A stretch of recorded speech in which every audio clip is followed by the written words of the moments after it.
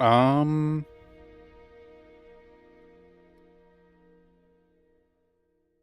let's see. Did it work? Oh, shit, it died. Ah, fuck. It died. Wait.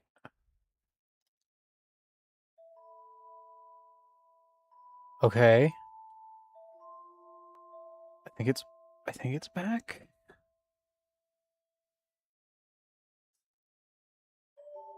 Uh Hello? Anybody there?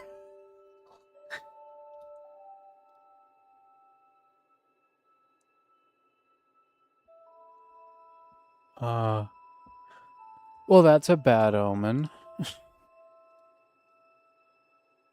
Okay, is that even loading? Should be. Hey, you're back. Okay. Okay, cool. Okay, so let me pop out the chat. Yes, that's the dialogue I wanted to show before I was so rudely interrupted by the stream imploding. Or the internet imploding, actually.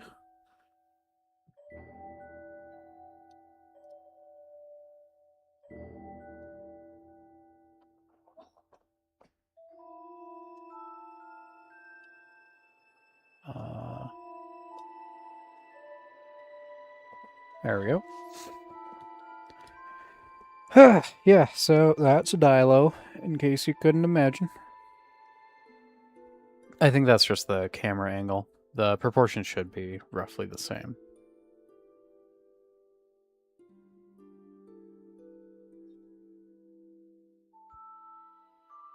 Or the lens, I suppose.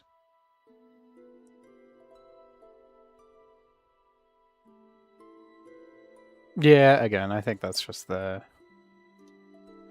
And I don't know, blame Lima. He's the one who ruined it. Kill him. Stone him to death.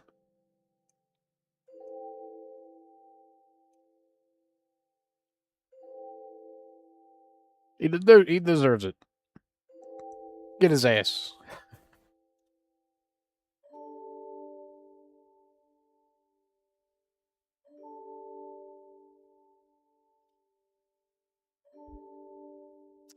Sigh. Well, while no one is really here in chat, I'm gonna go ahead and hit the big old update button. Oh, that killed the music. Okay. It should come back. Ah! I can hear my own voice.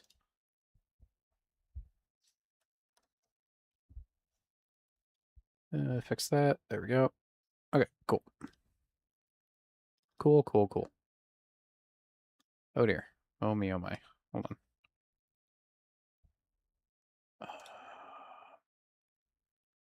Ah! Where the fuck? There it is. Let's just drag you over here. And drag you over here. There we go. Cool. Is this for your server? Yes, it is. Don't think it's healthy to dislike your own voice that much. Well, no, it's more I can already hear my own voice. I have microphone feedback turned on. So I am like hearing it directly from the mic, or sorry, from the headset. And so hearing it again from the stream meant that I was like tripling up on my voice.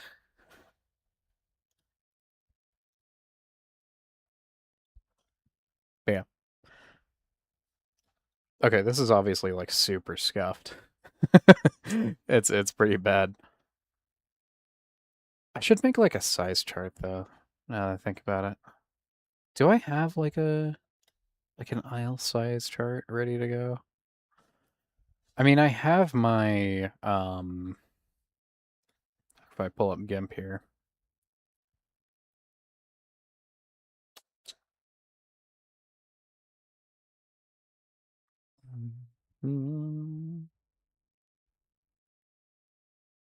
Nope. Oh, come on. Snap. Snap. What the fuck? So you're working on V3 and Thenya, and you want to have a map and tweaked balance. Okay, so the map, or sorry, so V3 and Thenya are being worked on by Pretzel, and that's for Orion Survival. Um, the server that I'm working on right now is for you can think of it as in direct connection to the Apollo files primarily. Um, but it will be separate from Orion Survival. Like it won't be on V3, it'll be on a from the ground up remake of Thenya, ideally. All right, let's see if I can should have let's see. Documents. Is it in documents or pictures? Where the fuck did I put it? Should be a size chart for preserve that I was using. I might make one of these for might make one of these for the server. If it opens. Damn, that is taking forever to load. Oh. It's doing something.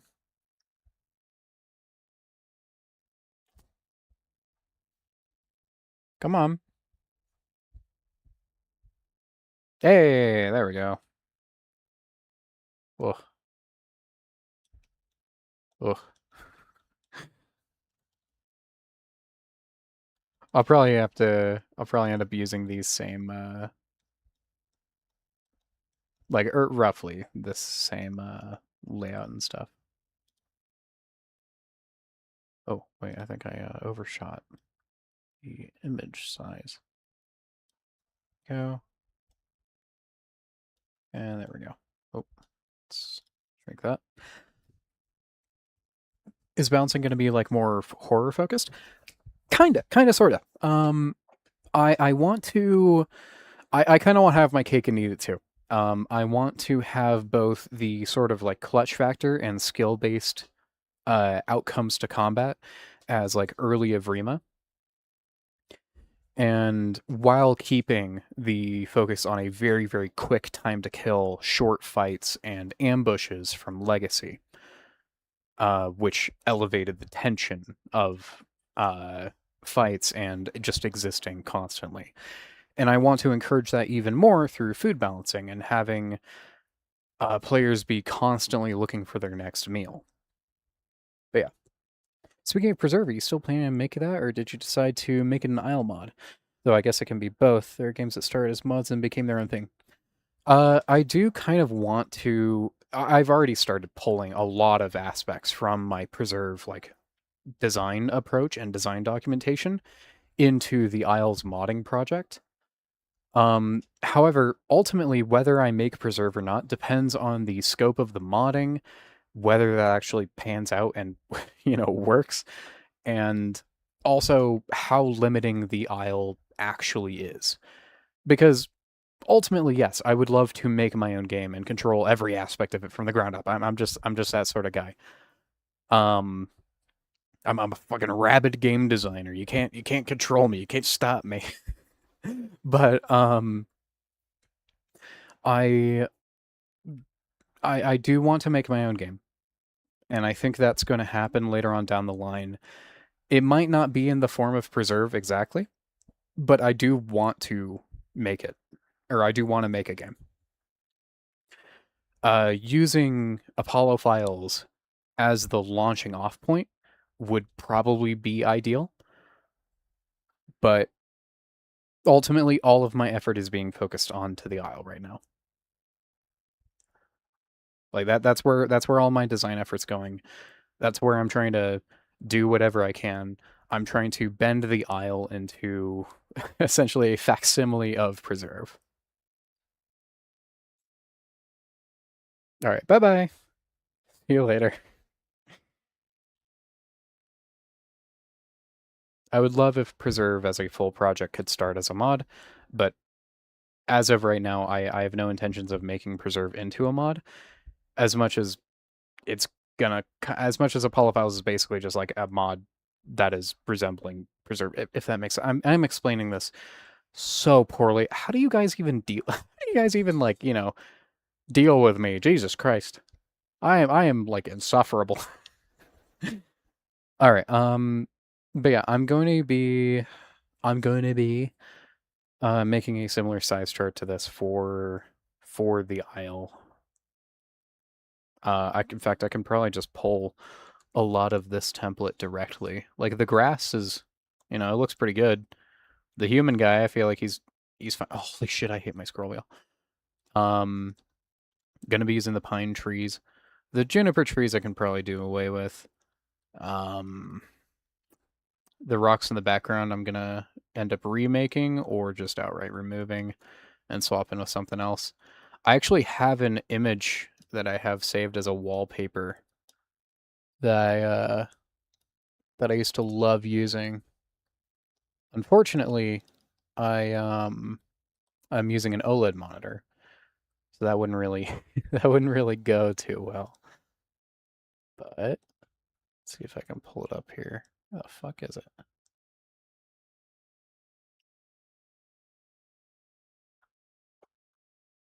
And it's not that. The preview isn't even like loading. Oh, there it is. Yeah, this one. I might pull a very similar like background, like copying like some of the hills and the slopes and stuff for the size chart. I think that could look pretty cool. I could also ask Crate about what he's using for his, because I mean, as much as I did love making making all my size charts from scratch for a while, it might be nice to reference or refer to someone else's.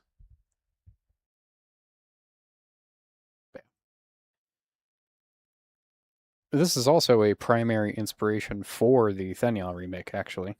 I have it on my I have this image on my mood board for what to shoot for.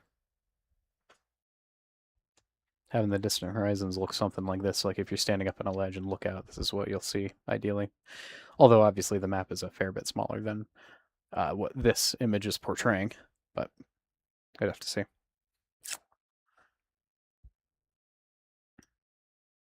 But yeah, enough of a size chart nonsense. I can work on this later. To be honest, your goals with IL modding are probably a lot more doable. I'd add way too many new things and make it perfectly to my liking. Clearly, you haven't seen the list. Yeah. Let me just here. Let me just pull up one of these, crack one of these open real quick. Okay, so let's start simple with what we're doing with the server. Let's this is a bit bigger. Okay. Here we go. So, at the forefront, we are going to be doing... Oh boy, more MS Paint! Yeah! Let's go! God, I love MS Paint. Truly, it is... I have more hours in MS Paint than, like, a lot of applications on my computer. Okay, so first and foremost, all of this is going to tie directly into the apple flies. Oh, that looks like a bee. The Apollo files. With that will come ARG elements and Easter eggs and such in-game. Apple flies? Yeah! I love the apple flies. With this will also kind of underline all of the marketing that we're going to be doing with the server. And it'll probably also be tied into the monetization for both. So ideally, monetization for the server would go both into funding to pay for the server itself, keep it up and running, pay for commissions with artists and animators and the Apollo Files team, And also the paying for like Caden to help him develop more tools and expanding out the server a bit more. Because I don't want him to just work for free. Even if I can't pay him like a wage, because duh.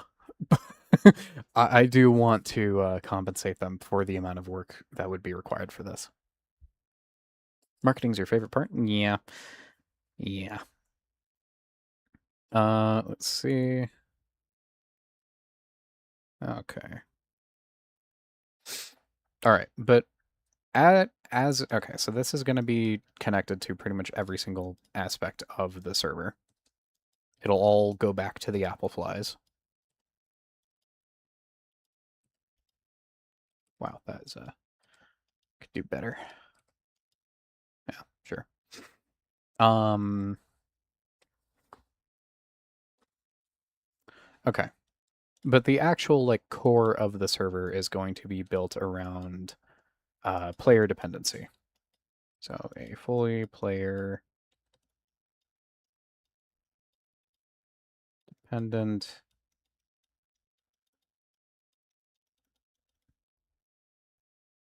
You know, MS Paint has a feature that lets you make boxes, right? Yeah, but like it's more charming when I do it myself.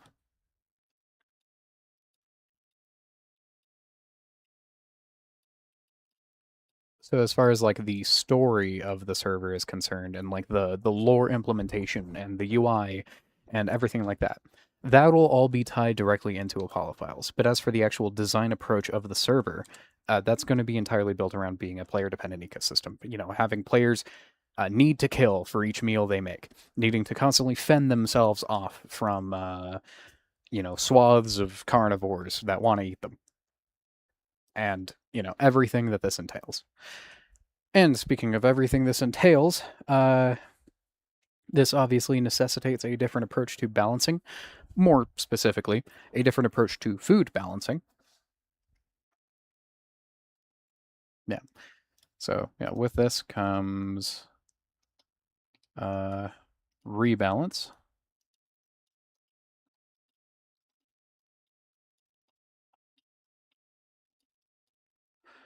of both food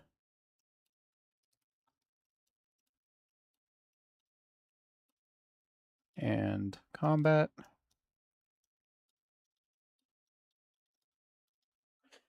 Um, ugh, my shoulder's been really hurting lately. Ugh. Ouch. Okay. With this rebalance to food and everything like that will come some changes to a lot of core mechanics. And I'm going to break off another section here. So that'll entail a rework to the nutrient system. Nutrient system. A rework of the elders. A rework of every single zoning mechanic in the game.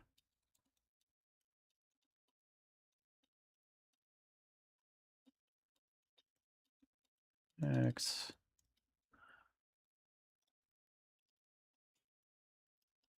Oh yeah, amongst all of this is also going to be a UI rework.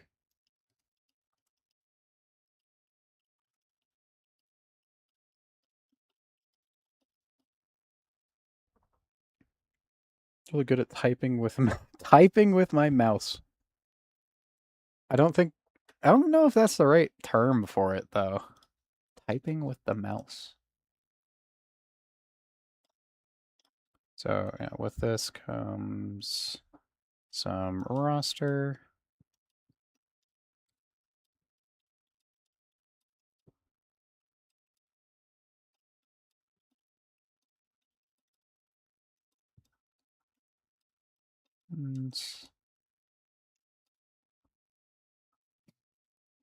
And with that, obviously, comes some model edits as well.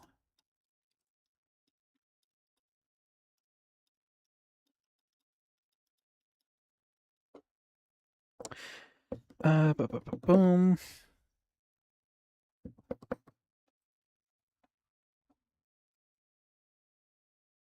That comes that comes skins.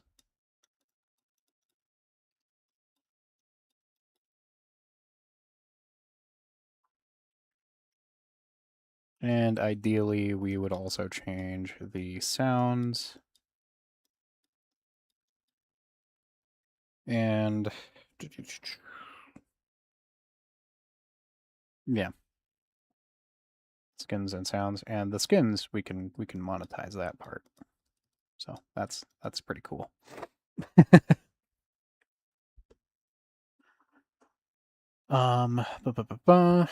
With all of this is also we are also going to need a system for population limits.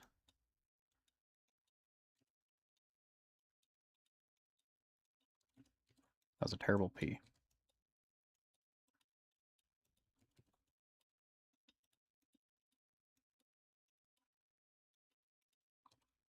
As unfortunate as they are, I believe they are kind of a necessity.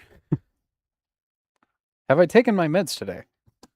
Do I need to? I mean, I figured it was just like, an occasional thing. I see. You're basically making a whole game using SSM now. We could do some monetization for behind-the-scenes looks at a Apollo file similar to dev blogs. Indeed! I am also planning on doing that. And all of this will obviously be funneled through a single Patreon. I don't want to do, like, multiple Patreons for, like, all of this. But yeah. So yeah, with the UI rework, we also need to do a... let's see. Extras, basically. Here, let's just put this in quotation marks.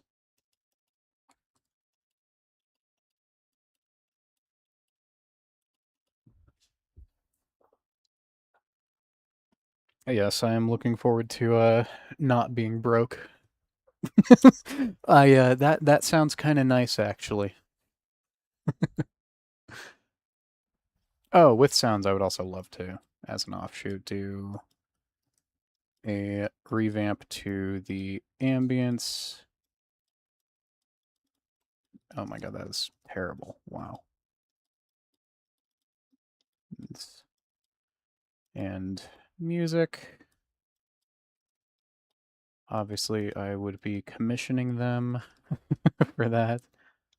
I'm not going to have Isaac work for free. If we're going to be implementing it in-game, I mean. Indeed, not being broke would be great. Would be so amazing, actually. It's true, it's true. Okay, what else do I have other than population limits over here?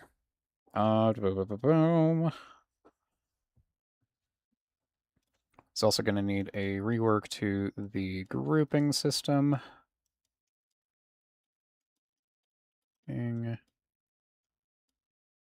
System. Gonna need to add... This is more something that's a want rather than a need. But proxy chat is going to be pretty important. I'm going to design around it.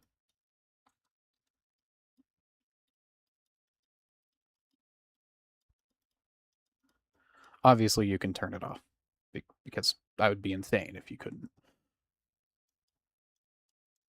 But I do think that it adds something in specific circumstances, and I want to narrow in on why that works and how I can make it work all of the time. That is my goal. I want to have proximity chat, not kill the vibes. That is my holy grail. If I can figure out how to do that, oh boy. That would be pretty peak, not gonna lie.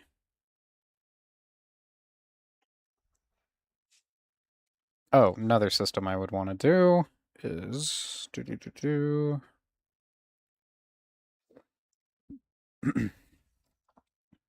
I have it listed as just like status effects, but it's a bit more robust than that.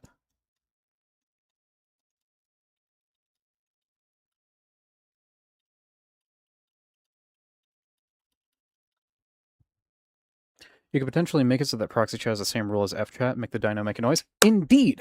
Okay. Honestly, proximity chat, I don't think it needs too much to work, and after messing around with it, there are promising results to having it be locked to same species only, limiting the range on it pretty significantly, so that you need to be pretty close to whoever you're hanging out with. Making you make an involuntary noise whenever you pass a certain like microphone threshold. That way you can technically whisper if you really want to. I think that would be kind of neat. um,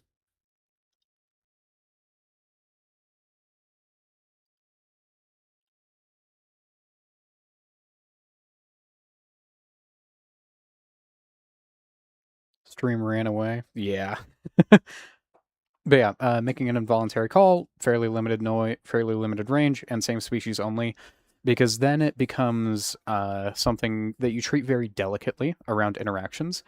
By having it be not cross-species focused, that means you're not going to just be doing it willy-nilly. Like you're not going to be able to like talk to the Deinosuchus, for instance.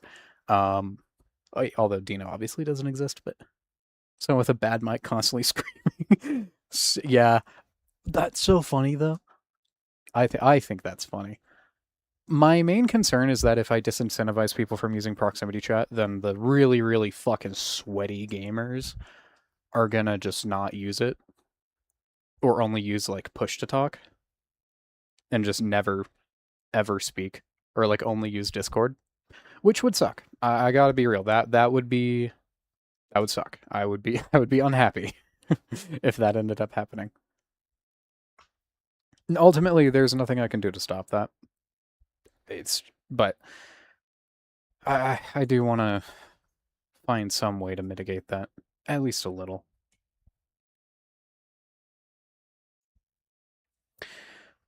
So with all of this, we are obviously going to need some fairly heavy moderation. Well, actually, fairly light moderation, if you think about it. It's more your behaviors are going to be. You get what I mean. We're going to have moderation.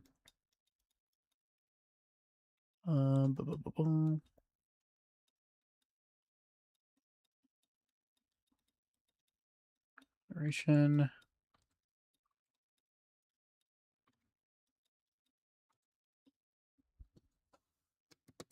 It'll be a suggestion. The most you can do is just have a rule in the Discord not to use VCs to communicate whilst in game. Yeah. I mean, there's no way to enforce that, and I think people will know that.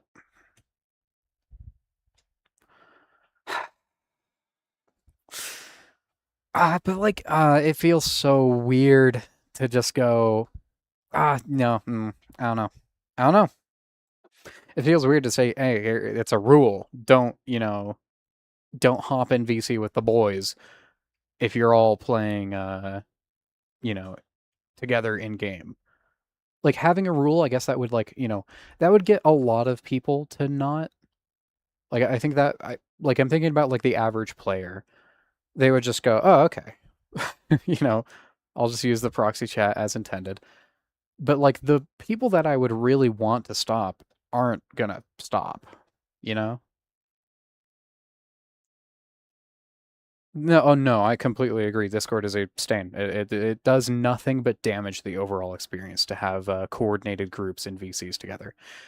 That's partly why I'm sort of disincentivizing large groups in the first place. Like group limits overall are going to be much, much lower.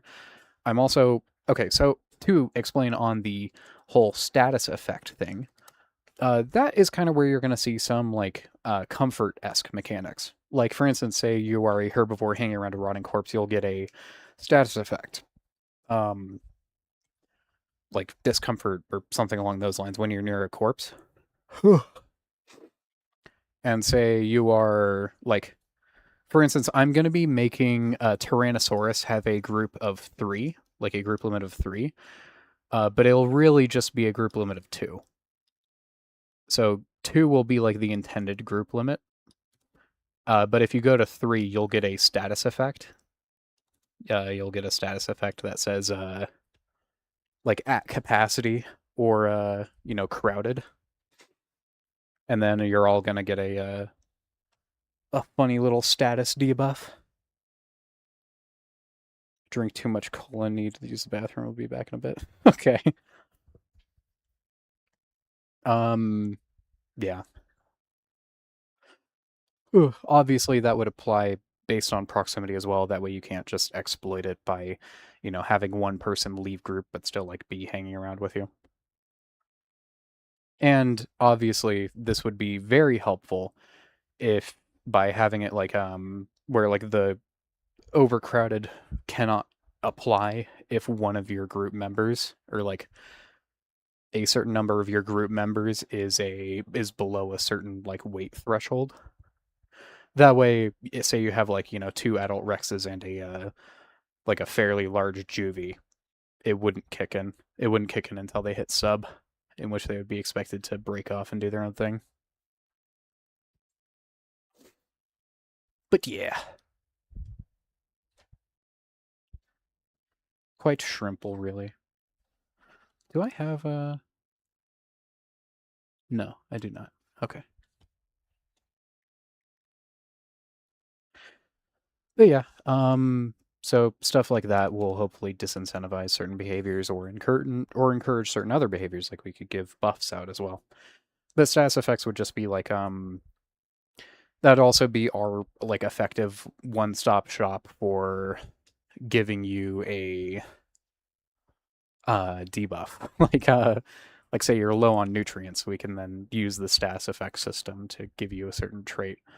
Or like say you're wounded, instead of having to rely on the inbuilt wounded mechanics, we can make our own. Although the tricky part there would actually be figuring out how to turn off the Isle's wounded system. Or like say, if you're an Allosaurus and you're low on stamina, like below 20% stamina, you get a huge damage cut. Like that would all be done through the status effect system. So as you can probably insinuate, it's fairly important.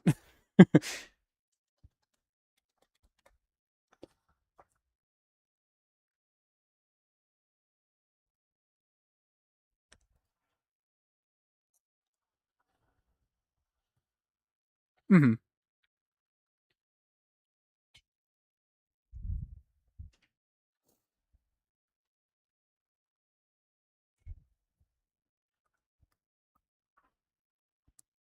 Ideally, we'd also tie it to things like, hey, while you are actively regenerating stamina, um, or like, well, it would probably have to work like, hey, if you are below a certain amount of stamina and you are in this movement state, you have the status of like you consume extra hunger while you're regenerating, or actually, no, it'd be water. Sorry, you consume extra water, like your water goes down faster while you're regenerating stam, and mechanics like that wouldn't really be too feasible outside of it, or at the very least, it would be feasible, but it wouldn't be transparently shown to the player. I want this to be something that the player knows full well about. Yawn. Yawn, yawn, yawn.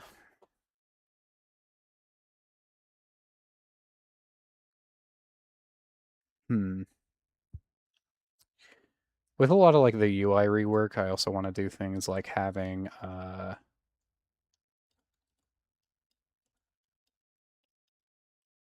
saved runs. So like when you die, it gives you like a status screen or like a UI that shows you like a summary of what happened over your previous life. And then and also I would want to like collect data or like give a chart. Like I just literally any chart to show progress for anything. Um, just data to save, and then you can hit it prompts you like, hey, do you want to save this information locally? And then you can like save it, and then it'll like save it to like your extras tab in the menu, and then you can like pull it up and scroll through and see all of your past runs. Like, I think that'd be pretty cool.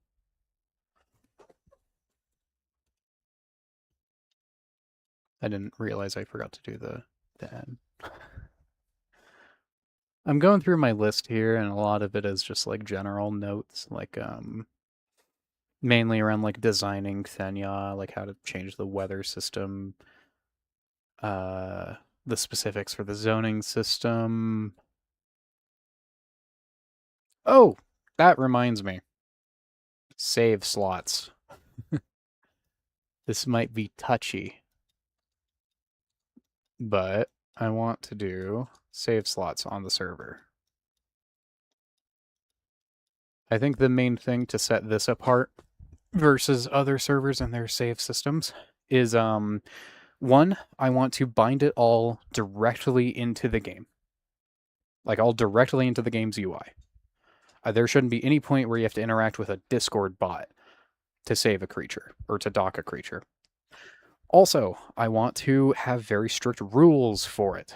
Like, say you log out, there is a 2-hour timer for your save slot. Like, you cannot switch to any other creature within 2 hours of dying or logging out. You have to either delete a slot and play a new creature, or just log back into the creature that you were just playing. With that, that means that you can technically save an entombed creature and go play something else. Kind of like the entomb thing that they're working on. I wonder how they're actually going to deliver on that. Mainly, I'm kind of scared because, like, if they overcomplicate it and interact and like develop it to be integrated with a ton of different things, then it'll be a huge pain in the ass to remove it and replace it with ours. Honestly, I don't mind save slots. People already use alt accounts. Yeah. And plus, if you only have a limit of like 3 save slots, I feel like that's totally healthy and fine. If you want to play a creature and then swap over to a different creature to play with your friends, I don't see any reason to stop you. I don't want to have you have to kill off your Rex or Stego just because your pals are all playing Aloe for the afternoon. But yeah.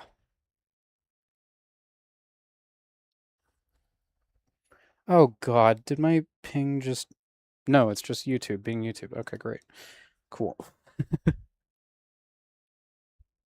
Basically how you described it, you and Tim, you get to save and play something else. Yeah, I saw in the dev blog. Fair enough, I guess, as long as it can't be abused. If it can be abused, I will have utterly failed as a game designer. That you can, I will just throw in the towel right then and there.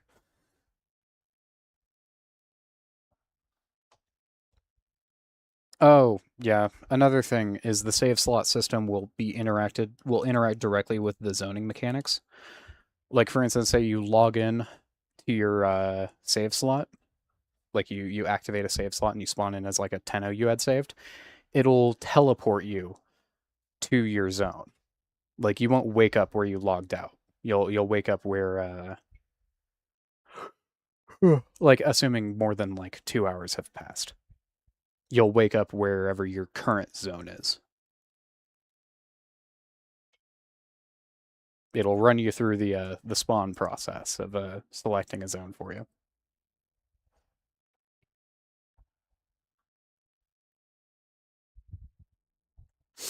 That way, again, I want there to be no point where you ever are encouraged to leave your migration zone. Ever. Ever. It's like switching characters in GTA 5. No, it's not. It's like switching characters in GTA 5 if there's a 2-hour cooldown between each switch. And opening the Switch menu causes the 2-hour cooldown.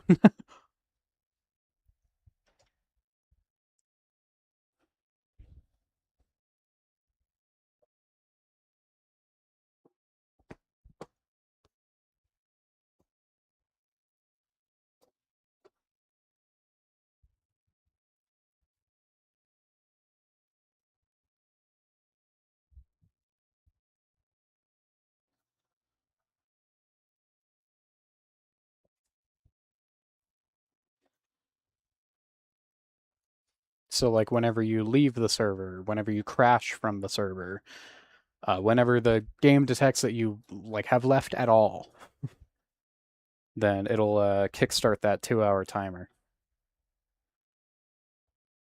And then it'll save your location, and then if that 2 hour timer passes, then it'll respawn you elsewhere. No, I mean the part where it teleports you to the other character as that character is kind of doing his thing. So it'd be like your dinosaur is roaming around doing its thing before you log back in. Yes, exactly. That is correct. Obviously, except it pauses your growth, which doesn't make a lot of sense, but don't think about it. is the simple part there.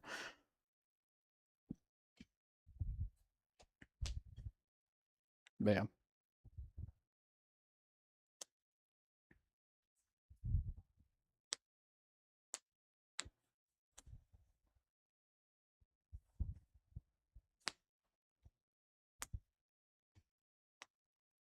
Yes, exactly. Suspension of disbelief and all that. Mm-hmm. Other than this, just small stuff like humans and strains. But yeah, a lot of it is just refining what's already listed on here.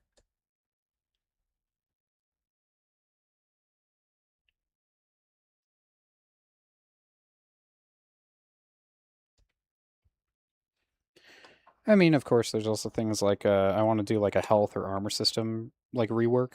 Also reworking like how fractures work.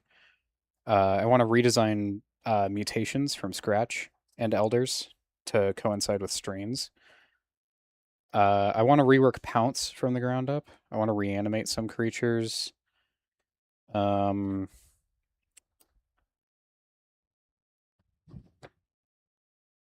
New species is like kinda something I'd be interested in, but like not really. I feel like we have all the creatures we need for the most part.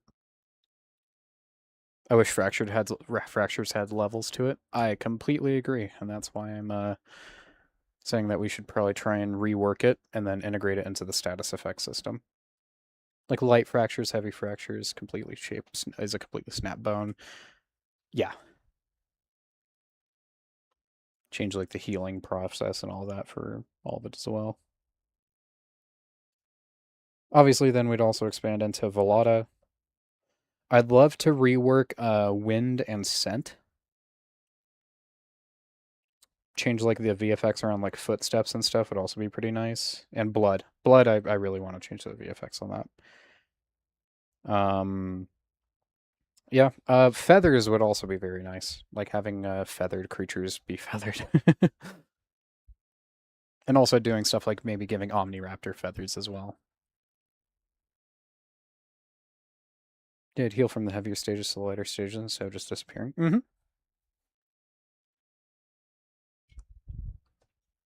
For sure.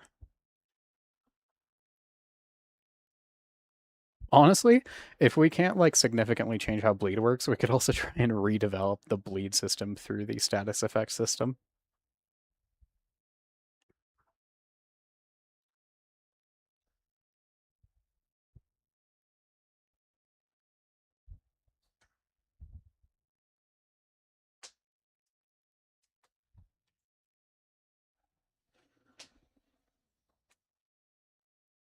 I'd like if Hunger Drain was affected by sprinting and the size of the creature affected how big the effect is.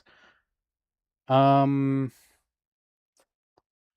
I would rather tie stamina regeneration to Water Drain, as tying it to Hunger Drain is a bit of a nightmare balancing wise.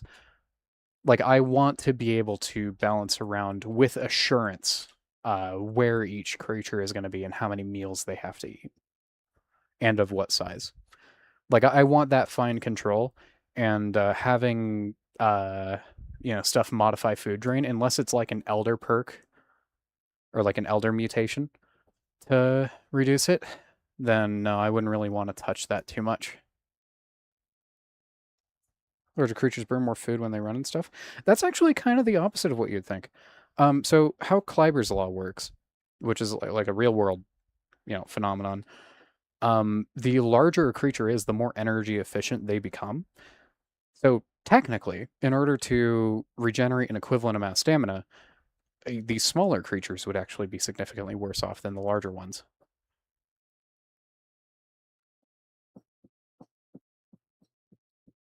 Like smaller creatures would burn more food proportionally.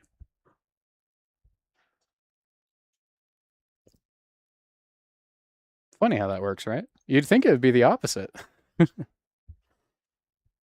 But no, an elephant is way, way more efficient with its food and energy than a mouse.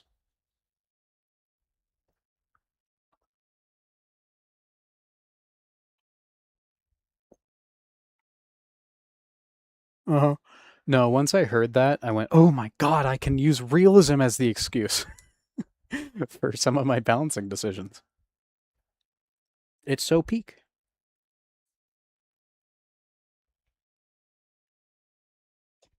But yeah. Um,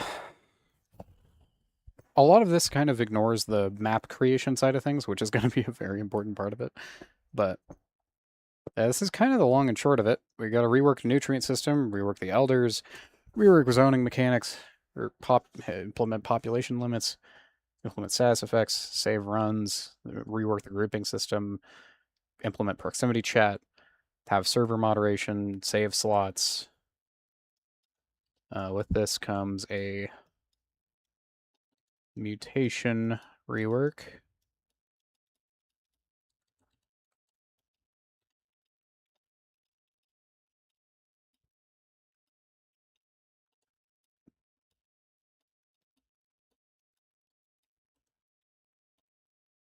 And of course, a with that comes strains.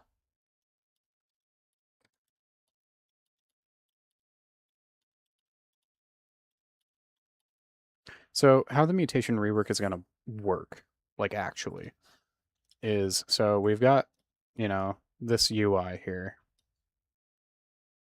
And in it, we're going to do another year thing right here. Another thing right here. Another thing right here. There we go. Then down at the bottom, we have the like confirm, deselect, and all that stuff.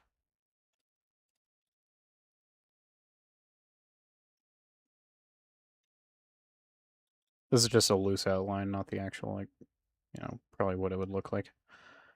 But basically, it would be... Okay.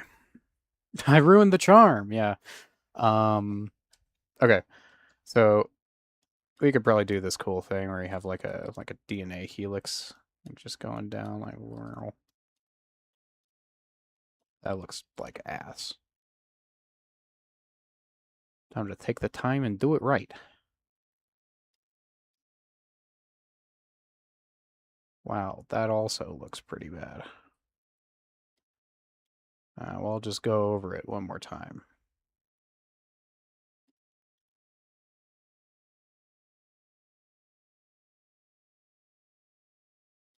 Is this too much effort? Perhaps.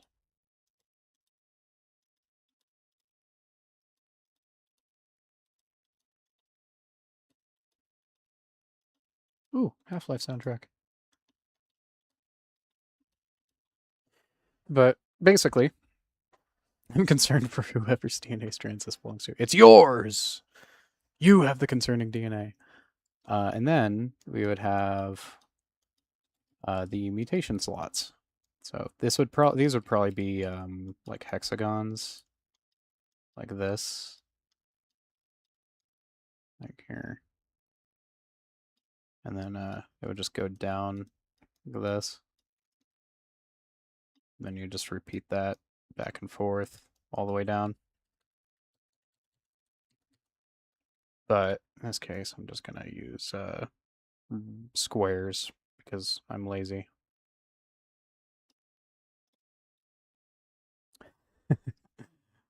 Basically, you have let's see, 1, 2, 3, 4, 5,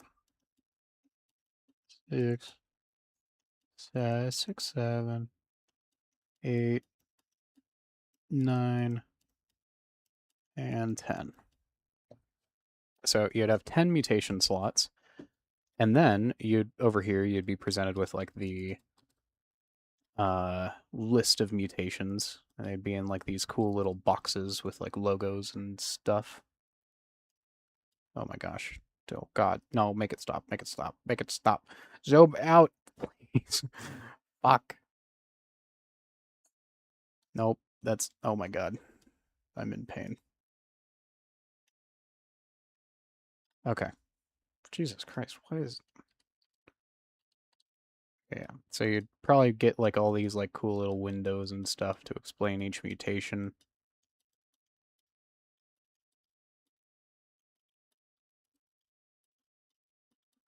You know, I think you get the idea.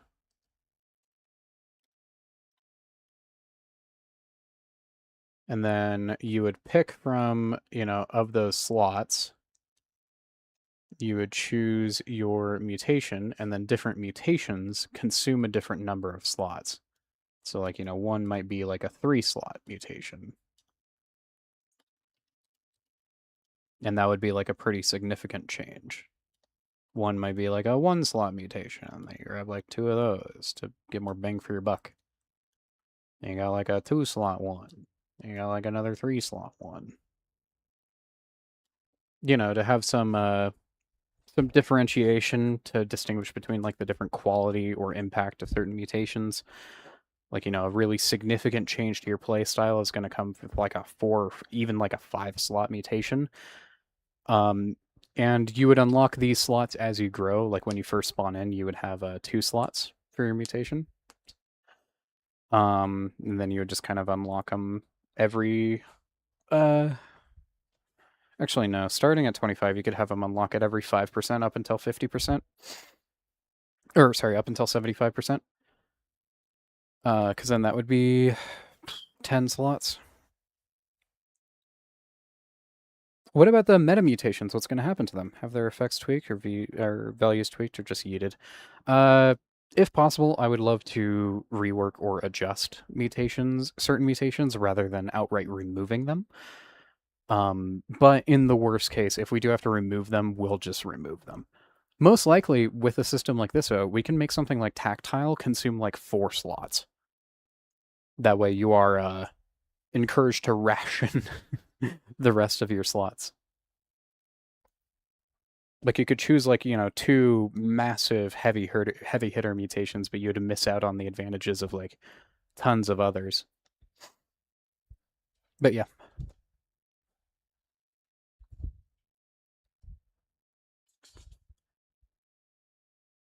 I think that's pretty neat. Anyways, with this, let's say you grow to 100% and you're ready to entomb. Then you would be presented with not the UI to carry over all of your mutations. Instead, you would be presented with, let's just say in this case, you got like,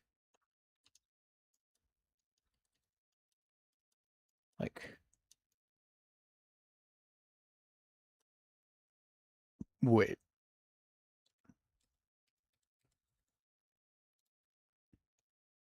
that was there the whole time? Oh my god. Fuck.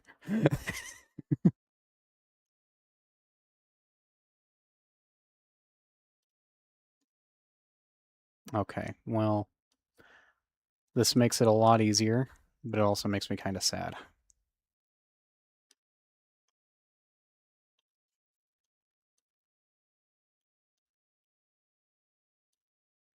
Wait, is it not shuffling?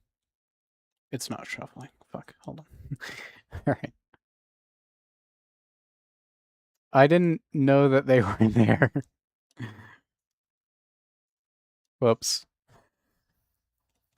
Anyways, here, let me just get these down real quick.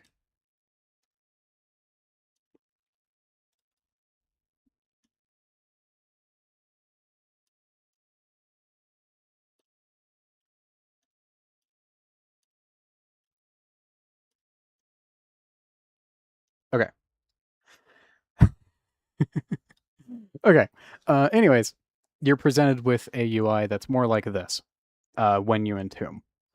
And then from this, you are presented with another UI to select between one of 5 elder mutations. It's perfect.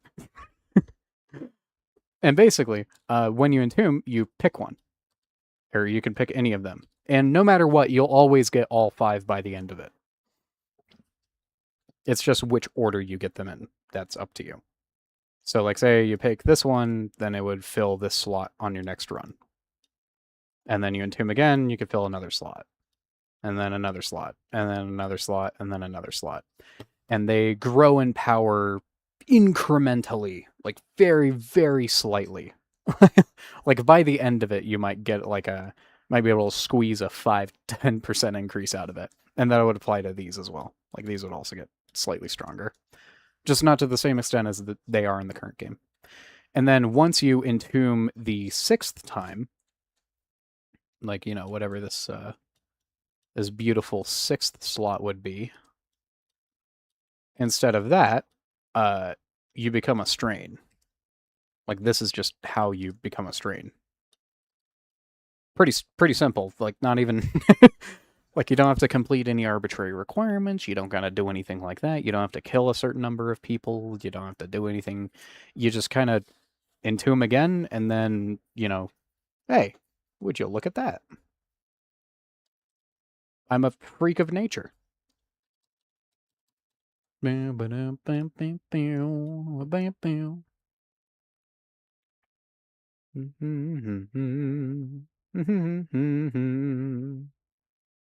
you decide which strain you become, though, or is it random? Only one per species. So, like, Ceratosaurus has its strain. Tyrannosaurus has its strain variant. There is no, like, oh, pick between Tisso, hyperendocrine, or neurotenic. You just become your strain. And let me tell you, they're going to be freaks of nature. They're going to look so bad.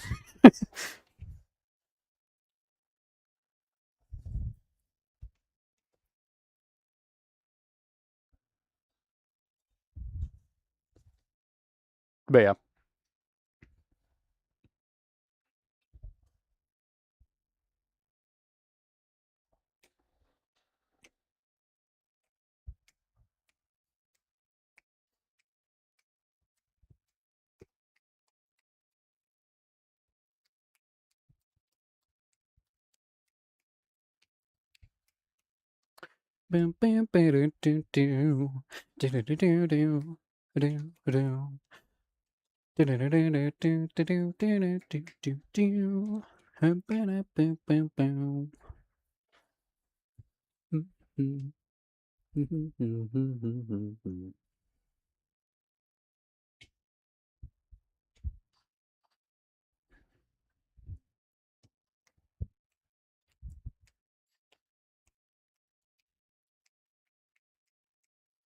Honestly, I prefer if everything had more than one and you pick one by picking certain mutations or entrainments. Yes, I agree.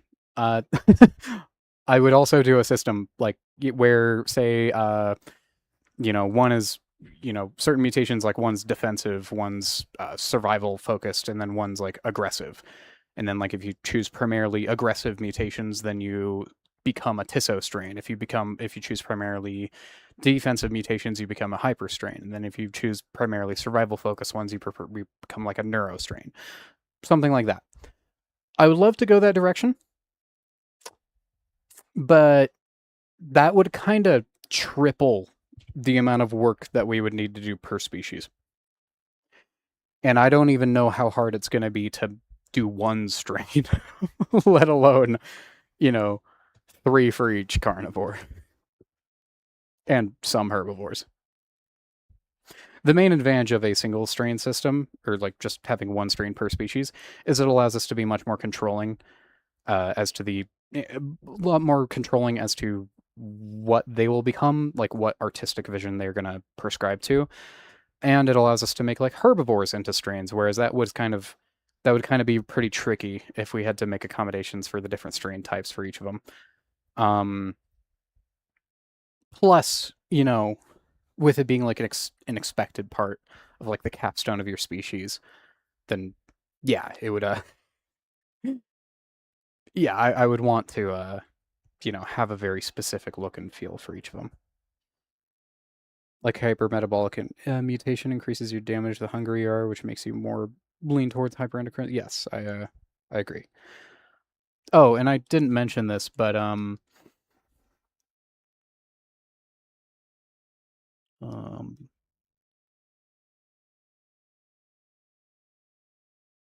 try and clean these out. Hold on.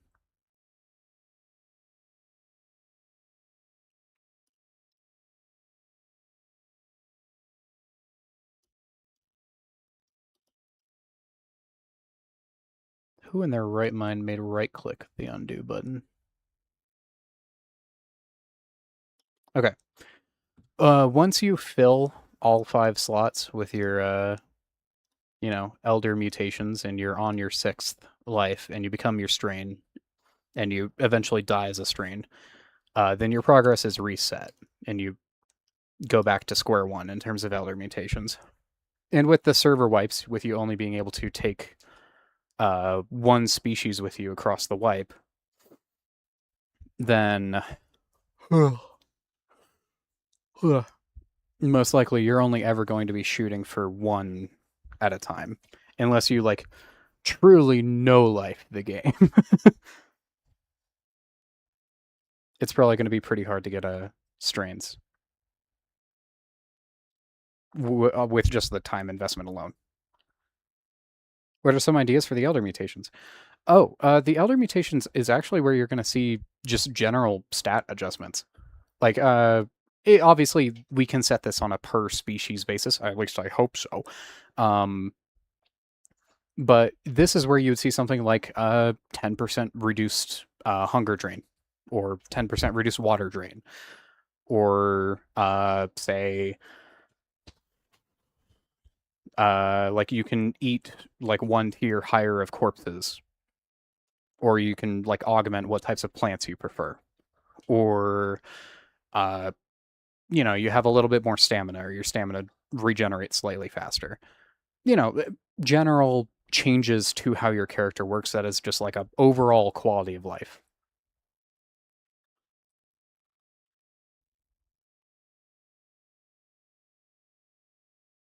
So this isn't where you would see like, unlock a new ability or anything like that. It's just yeah, just a little thing to make your creature a bit better. Of course, that's not going to stop you from being attacked by a Rex and getting obliterated. But, you know, it is what it is. Such is life. With the strains as well, yeah, I'm probably going to run with the idea of like, you can keep them going for a while, but once your time is up and once your stability has gotten low enough, then your hunger drain will be so prohibitively high that you will not be able to sustain it. And also, of course, you won't be allowed to group with members of your species. And it would be a very uncommon appearance to see 2 strains grouped together. Like, only, like, maybe 2 strains would be capable of grouping at all.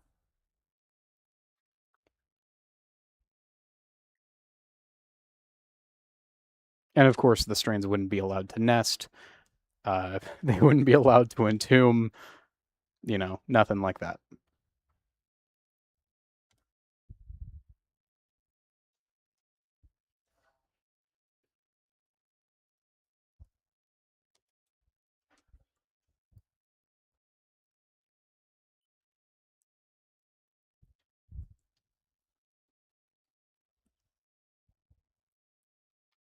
But yeah. This system is probably one of the more robust ones that I'm thinking of, but ultimately, I think it would not be impossible to implement this. And I think, obviously, this is my personal opinion. I would I would think that this is a lot better than what's in the game right now. That can depend on the specific strains as well. Yes, that's what I was getting at. It varies. Like for instance, Dilo, his strain is not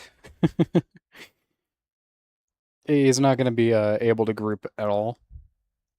He is going to be a absolute fucking monstrosity. He also won't be able to see. Like his eyes will have melted out of his face, which is very unfortunate. Rest in peace, his eyeballs. Um, in turn, he basically becomes. I mean, you guys have seen the Tapwing art, right?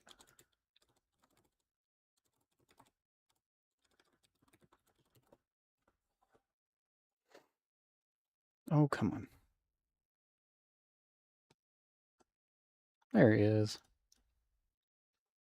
Ain't she pretty? Dilo strain turns your monitor off. No, it just swaps it out for like you would be given the like scan lines and like you would be given the like scan lines and like outlines around things, and then in order to see stuff actually in motion or see other players, that would be tied to, we would likely give you like an ability to like tap a key or like tap spacebar or something like that, which will then cause like a click, and that will give you like a brief flash of vision of all the things around you. So echolocation, and that's how you can like scan your surroundings and pursue stuff. But yeah, dial screen turns your monitor off. No, well, I mean, it more turns other people's monitors off. Yeah, love to give it like a variant of like the Hipsy ability as well. Really stealing blatantly and egregiously from Tapwing's art. After all, I do not have original opinions. But with us doing it, again, in a more controlled setting, we can also balance these to not be oppressively, overwhelmingly powerful. Like, I don't want strains to be like a fucking server wipe all on their own, because that's just kind of, it's a bit much. It's not a, yeah. I love this guy. He's so beautiful. Yeah, the Spino looks so done with this. Yeah, no, I love a lot of Tapwing's art.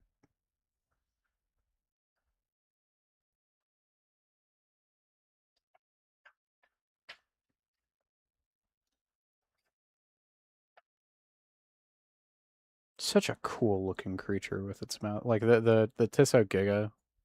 That one looks so cool. Neurocarna is your favorite? It's kind of real.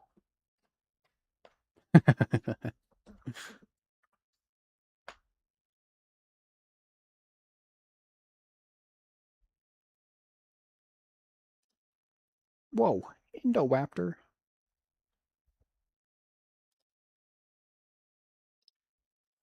Hey, stop it.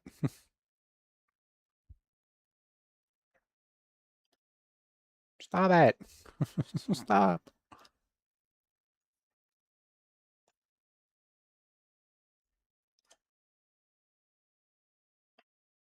There's the aisle.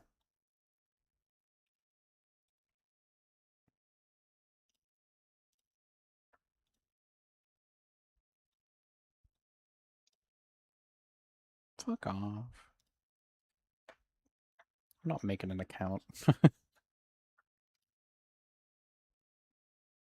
Whoa, 3D. That's nuts.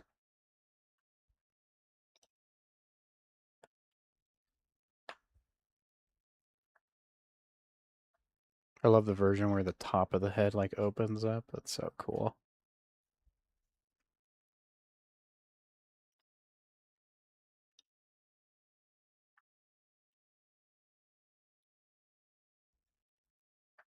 Yeah, no, for like the scope of work required, this is a little unhinged. for what we'd be doing.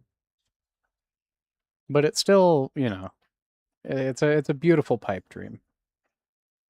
Don said they've been doing anatomy concepts for hyperquets recently. I imagine the next big like marketing push for the Isle, or like phase 3 push, is gonna be with streams.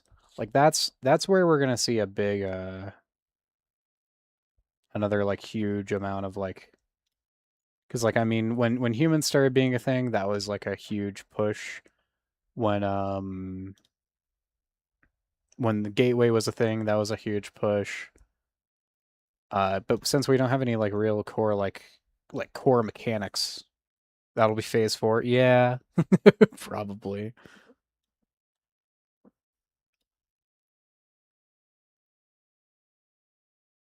What? Oh, okay. I guess that OST just ended.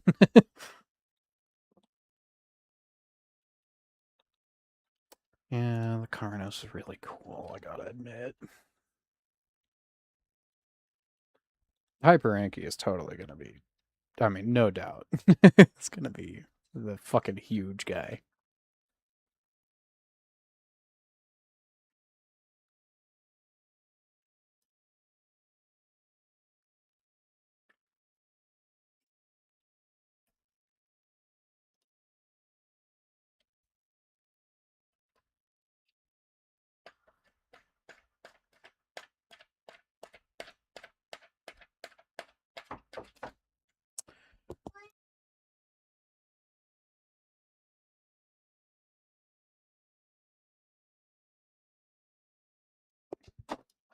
Yeah. God,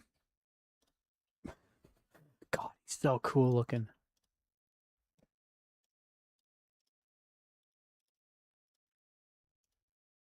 Oh, come on. Let me open you. Please. Please. Damn.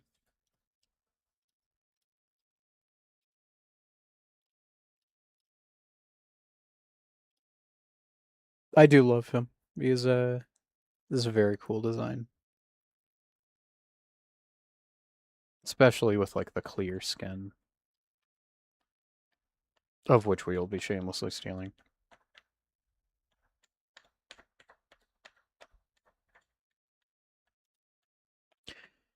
But yeah, honestly, the main advantage with us using with us not going with like hyper Tisso neuro is also writing wise with Apollo files. I wonder how the models will morph into those. That's a great question. I'm also quite curious how that will actually happen. My jank thought would be to do like have it so that you need to lay down to sleep in order for the entombment process to begin. Then we can do an animation to try and morph between two completely different models, and then we treat the strains as a separate species game file wise. Like it switches you to another creature that we can then control. That would probably be the quick and dirty solution to just get it done. And then we could also have some fun with some really brutal character animations with it. Like that could be kind of neat.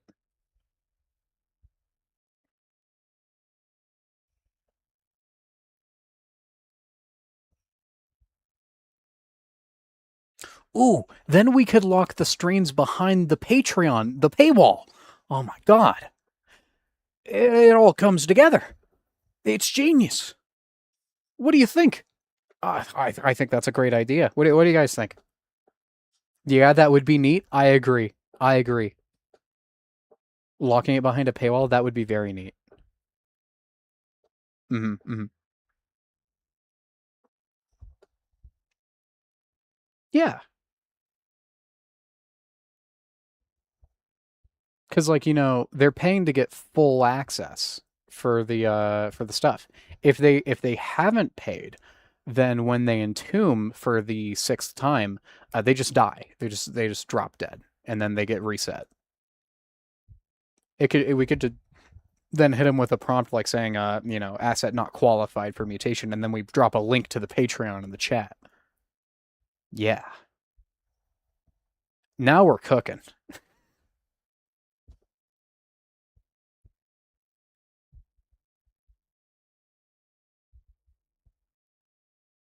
Pay to win strains. Yeah. And then that would also let us not balance them. Then we can make them as OP as we want because they're paid. Yeah. I like where this is going.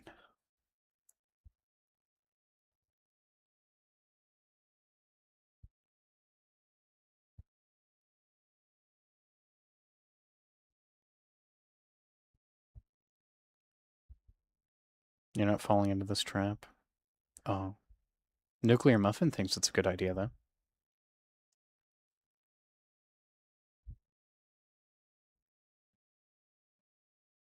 That's what I'm saying. Imagine the revenue. Look, all I'm saying, Lima, is you gotta picture the profits here, man. The strains aren't gonna pay for themselves.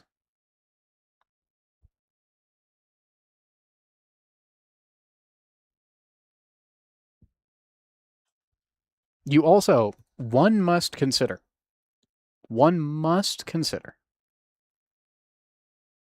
that what are you gonna do to stop me?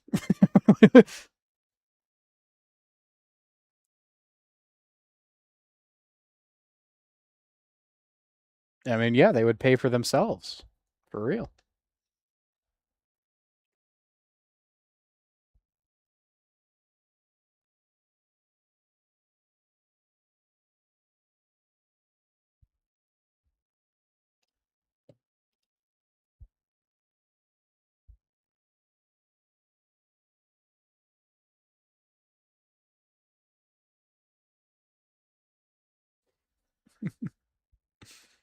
All right. I'm gonna go eat some dinner, and then gonna go hang out with someone. And once I get back from that, I might stream, depending on how that goes. So I will probably just see you guys later. The age of Dondi has ended. No more false prophets.